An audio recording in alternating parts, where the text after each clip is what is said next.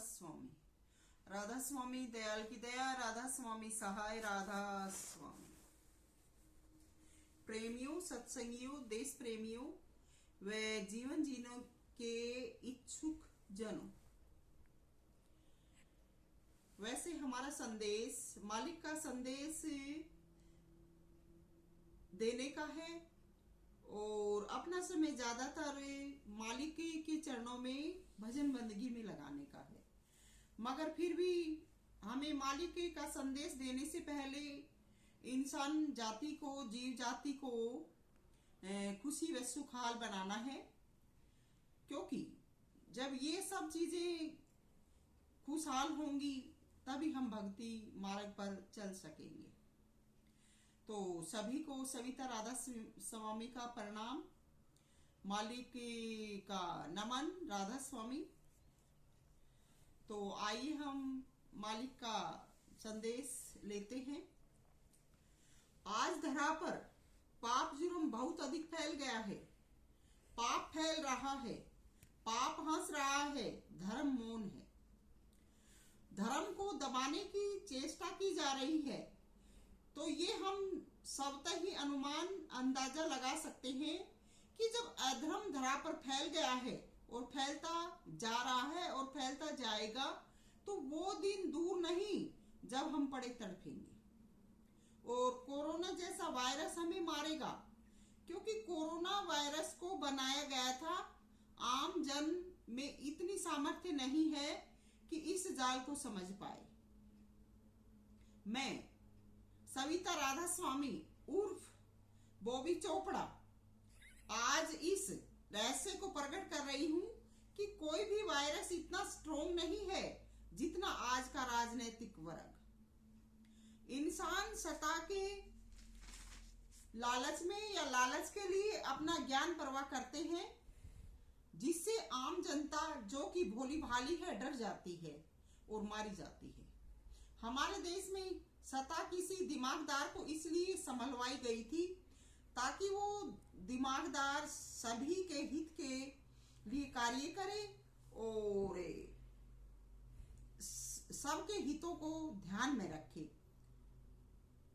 लेकिन उन सब कार्यों को छोड़कर जितने भी इस प्रकार के नेता, राजनेता बनाए जाते हैं, वो सिर्फ अपने राजकाल में अपने राज सिंहासन को मजबूत कर रहे हैं और अपने कार्यकाल में मनचाहा बवाल फैलाए जा रहे हैं। ये धरा पर अंध और भ्रष्टपना है, जिसे पढ़े लिखे विद्वान व अनपढ़ सभी को एक नजरिए में आका जा रहा है। क्या ये न्याय है? हमारे देश में समय समय पर अनेक विद्वान, दार्शनिक, समाज सुधारक आए। उन्होंने अपना बल पौरुष लगाकर सत्य का उपदेश किया, संदेश दिया, गरीबों को अमीर बनाने के तौर तरीके दिए और सभी को साक्षर बनाया।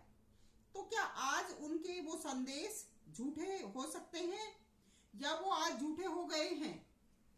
मगर आज का जो चालाक वर्ग है उनको भी कसौटी पर कस के देख रहा है। आज वो दुनिया में नहीं है, उनके आदर्श हैं और उन आदर्शों पे भी कीचड़ उछाल रहे हैं। तो उनके कार्यों में कमी निकालकर उनको निमन साबित करना चाहता है आज का जो चालाक वर्ग है, जबकि उन दिनों में वही इंसान प्रभु से मौज पा चुके थे, प्रभु की रहमत उन पर बरसी थी और वही जनता में इज्जत और अपना पद ओधा पा गए थे। तब जाकर उनके जीवन को ऊंचा बताया गया था और उनके तौर तरीके लागू किए गए थे। लेकिन कुछ शरारती तत्व आज उनको झुठलाकर अपना पंथ व नाम ऊंचा करने के लिए उन महान आत्माओं की बेकदरी कर रहे हैं। उदाहरण के तौर पर डॉक्टर भीमराव अंबेडकर का नाम लिया जा सकता है, जिन्होंने अपना सारा जीवन लगाकर देश दुनिया को समानता का संदेश दिया था। आज तक उन्हीं की शिक्षाओं की वजह से इंसानियत न्याय पा रही है, नहीं तो कहीं भी कुछ नहीं है। मगर आज के झूठे ग्राहकों ने उनको भी मिटाने का उनकी शिक्षाओं को मिटाने का प्रयास किया है, जो कि आने वाले युगों में पूरी मानव जाति व जनजीवन के लिए खतरा बनेगा। क्योंकि डॉक्टर भीमराव अंबेडकर जैसे मसीहा ना तो कोई आए हैं और ना ही आगे आएंगे। भारत की आजादी और शांति बनाए रखने का जो अभिप्राय है वो डॉक्टर भीमराव को ही जाता है। डॉक्टर भीमराव अंबेडकर को अपने सामने रखकर चलिएगा, वह खुदा का शुक्र मनाइएगा कि हमारे लिए ऐसे मसीहा किसी युग में भेजे थे जिन्होंने हमारे जीवन को ऊंचा उठाया, हमारा मार्गदर्शन किया। खुदा की भक्ति भी सुखी साम्राज्य में हो सकती है। जो संविधान डॉक्टर भीमराव अंबेडकर दुनिया के लिए दे गए, समझो मरते हुओं को, भटके हुओं को प्राण डाल गए। उनकी शिक्षा इंसानी जीवन को एक हार में पिरोती है और हार गले की शोभा होता है। जैसे बिना हार के, बिना मंगल सूत्र के शादी विवाह शोभा नहीं पाते हैं, वैसे ही इस धरा पर अंबेडकर के जो उपदेश हैं, उनकी शिक्षा है, उनको अगर छोड़ दिया जाएगा तो ये धरा, ये जीवन, ये शून्य हो जाएगा। यही सबसे शुभ संदेश है और धरा पर रहने वाले सभी इसका आदर सत्कार करें तो जीवन व देश सुचारू रूप से चलेगा।